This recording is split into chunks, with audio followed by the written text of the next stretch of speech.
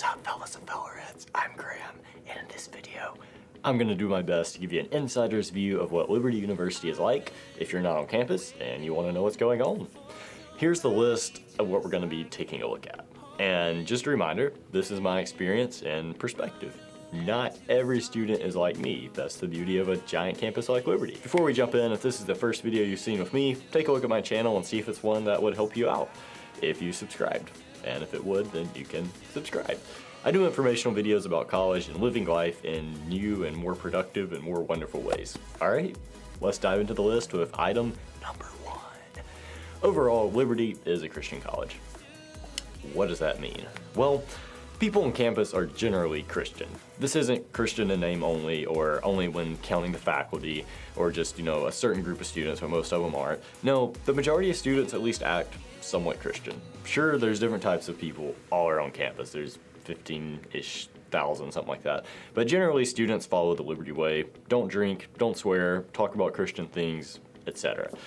The people on campus are generally clean and act Christian. What this means is that you can find people like the ones you're looking for. If you're looking for good, solid people to be friends with, you'll find them. You'll also find people in the middle and people on the complete opposite side. But if you were to walk up to any given student on campus, the odds are it would be someone who is Christian or at least has learned how to look and act like one and pretend pretty well. Next up on this list is something that I don't know if it was intentional on Liberty's part or more just kind of accidental, but it's that most things happen on campus at Liberty. Liberty has a sizable campus with plenty to do, which causes some people to say Liberty has too much to do. But every policy and practical consideration, either intentionally or unintentionally, pushes students to be on campus and not in the surrounding city of Lynchburg. You aren't going to get in trouble or anything for being off campus a lot, but it's just discouraged by the overall policy and vibe. If you come to Liberty, you'll first notice that freshman and residential student parking is pretty far away from dorms. It's a pretty good walk, especially for freshman parking. Then there's the dorm policy that where if you're under 21, you have to be on campus as a residential student. There's tons of exceptions. They give out plenty of exemptions, but it's a hassle to apply for an exemption and it just takes a while. Then everything happens on campus. There's curfew to ensure you stay close, and then there's plenty of food on campus. There's not a huge reason to go off until you get tired of the food. It really is a Liberty bubble, and that keeps the culture tight. Whether that's a good thing or bad thing is up for debate, but if you don't have a reason to go off campus, Liberty's not going to give you a reason to go off campus.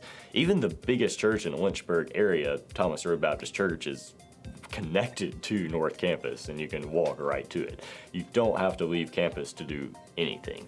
Of course you will, but you don't have to. By sophomore year, you'll be itching to get off campus more and explore more of Lynchburg, and there's a lot to do, but Liberty's culture overall is on-campus culture for sure, and the campus is disconnected from the surrounding area, unlike several other colleges. This is different from most public universities that are central to the city, which makes this kind of unique to Liberty's culture. Number 3 on the list is something that I think is wholly unique to Liberty. I could be wrong. There's colleges that do things similarly to Liberty, but I've yet to hear of a college that does this thing as gung-ho as Liberty does. And this is part of Liberty's students and their administration. If you go to any other college campus, RAs or resident assistants are students that need a job and enforce basic rules in the dorms. They are just kind of the point person. That may do more than that, or they, may like their job more than others, depending on what college campus, but it's nothing like how Liberty does it. First off, a lot of students at Liberty want to be RAs, really want to be RAs. Liberty never has to struggle to hire people. It's not like other colleges where the RAs are just, average people that the administration has to beg to be in the position, and, they take forever trying to scrounge up people and hire them last minute. Instead, at Liberty, RA is a highly sought after position. The year before they would be working, during the year leading up to it, Liberty has an interest meeting in October where close to 500 people show up because they want to do it. It's a whole event where Liberty tries to discourage people from applying by listing all the qualifications and things you're going to have to do and make sure you really want to apply. Then there's an application process where even more people than were at the interest meeting apply. Between guys and girls, it's close to 800 people, give or take some. Resident directors set to work interviewing close to 45 people each, and there's a bunch of resident directors around campus, and they all have to interview 45. From there, they pass maybe a third of those on to the next round, where there's a full training week or experience week in February, where all sorts of scenarios and situations are thrown at the rats. RAs in training. It's a full event that takes up a bunch of time. It's like all week, packed evenings, tons of events. And then from there, only 100 or so are actually selected to be RAs. And it's like a huge accomplishment if you make it that far. And when people don't get it, it can change their whole college experience in a way. I mean, not like too much, but it determines if people live off campus or on, and then things like that. On top of all this, RAs aren't even paid. I mean, they're given a nice scholarship, but it isn't full ride or anything.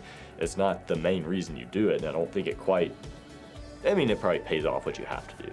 After this whole process, you'd think being an RA is like a dream job or something, but it comes with a bunch of responsibility compared to other campuses. It also sets that apart. There's the typical RA duties, but there's also weekly meetings and mentor groups, curfew checks, responsibility for hall events, like having to plan it as if you're head of a fraternity or something, the expectation to meet with anyone for crises or even just hanging out. There's the expectation to be on the hall and be everyone's friend. It's a loaded plate. Some RAs take it more seriously than others, but even if you do the bare minimum, it's a lot. And for all those reasons, it's a good picture into what Liberty's culture is like. People really compete to be RAs, and then those same RAs are pivotal for campus life and culture. Next up is that worship happens a lot. By this, I mean musical worship, but building off the first thing of the generally Christian culture, worship happens quite often. Of course, there's campus worship at convocation and then campus community on Wednesday nights, but student-led worship pops up a lot. It might happen as a scheduled hall event, or that's optional, or it might be something a group of students do on the slab of the tower or for fun, or it just might be something that happens at some late hour in the prayer chapel. It's not hard to find students worshiping around campus at any given time, any day. Somewhere around campus you'll see somebody with a guitar and several people singing and worshiping. I don't want to belabor or overhype this point, but it's something that happens a lot at Liberty that I didn't necessarily expect. I'll admit this next one is it's more of a Generation Z problem, and not only unique to Liberty's culture, but it doesn't mean Liberty's free from it just because it's a different Christian college. I mentioned it in another video, but basically the majority of people at Liberty are critical of anything. Convocation is never what they wanted to hear. The food is never good enough. Liberty is a terrible place, and they don't know why they're paying money to go there. Liberty should do this, Liberty should do that, but if they do that, they'll still hate it. Liberty will do this, but even if they don't do it, they're just gonna annoy you. Liberty gaslights you to believe this. Liberty doesn't support this. Tuition is too high. You get the point. Like I said, this is something I think Gen Z just loves to do because it's easy, but it doesn't have to be that way. Liberty doesn't have to be like everywhere else because they actively don't want to be like everywhere else. But as of right now, it is when it comes to complaining all the time. As we get near the end, toward this last point, here's the second to last point. There's no Greek life. I know technically there is like 1 or 2 chapters, and you see a couple evidence of it, but it's not influential at all compared to other college campuses. Liberty's version of Greek life is unofficially what dorm you're in. And not even your dorm, but your like exact hall. Your hall is your fraternity or sorority. If you're coming to Liberty expecting Greek life like anywhere else with pledge day and hazing and rush and all the different stuff and parties, you're gonna be sorely disappointed. But if you're coming looking for community and a good time without getting drunk, the type of good time they actually remember, there's a good chance you'll land on a hall that's extremely amazing. Sure, some halls, especially on East Campus, don't do a lot, but the Hill, Circle, and Commons halls all have hall events very regularly, events with their brother or sister hall, formals, game nights, etc. It's hard to describe exactly how it is organized and how it works, but it works, and there's nothing like it at other colleges. It's the same energy as other colleges because it's a bunch of young people, but it's less formalized while being executed in a different way. Finally, our last blank to fill in. Yes, that D is the first letter of the word dating.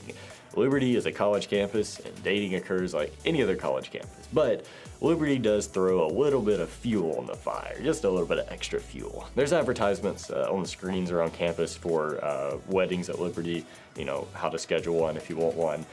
There's this spring's coffee house, or the talent show, was all love and breakup themed. One professor who has most freshmen on campus for a required class for students, he has like all the students sit guy, girl. He'll even set them up on dates in the middle of class. And then like one of the biggest ones that explains the culture, the campus pastor, Jonathan Falwell, just set up 2 random people in the middle of campus community with 6,000 people watching. Basically, it's just more present at Liberty than other campuses, but at the core, it's the same energy of a bunch of young people. Liberty just acknowledges it more. So there you go. That's an insider's view into what Liberty and Liberty's culture is like. Some things are different from other colleges, of course, but those are some of the biggest things that I think stand out and that maybe I wasn't expecting or surprised me the most when I first got to Liberty. Thanks for watching, and I hope you learned something.